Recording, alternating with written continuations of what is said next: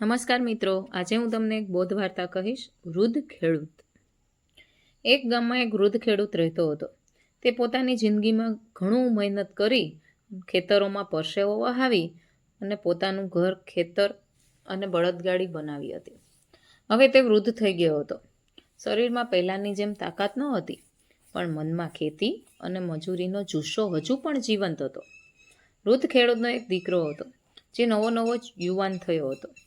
દીકરો શિક્ષિત હતો, ગામમાં થોડો ગર્વભર્યો પણ હતો. તે માનતો કે જૂના જમાનાની રીતો હવે ચાલતી નથી, બધું મશીનો અને નવા ઉપકરણોથી કરવું જોઈએ. એક દિવસ પિતા ખેતરમાં જવા માટે બળદગાડી તૈયાર કરી રહ્યા હતા. દીકરાએ કહ્યું, બાપા, હવે આ બળદગાડી છોડો, ટ્રેક્ટર ખરીદી લ્યો. આ જૂની પદ્ધતિમાં સમય અને મહેનત બંને બગડે છે. વૃદ્ધ પિતાએ સ્મિત કરીને કહ્યું, બેટા, બળદગાડી ધીમી છે એ સાચું છે, પણ એ માત્ર વાહન નથી, એ આપણા જીવનનો સાથી છે.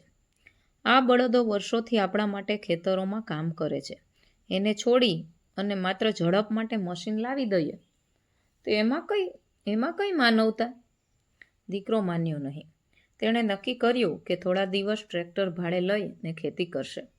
પ્રથમ 2 દિવસ તો બધું સારું ચાલ્યું, પણ ત્રીજા દિવસે ટ્રેક્ટરમાં ખામી આવી ગઈ.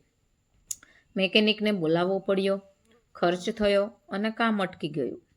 આ વચ્ચે પિતાએ પોતાની બળદગાડી લઈ અને ધીમે ધીમે ખેતરનું કામ પૂરું કર્યું.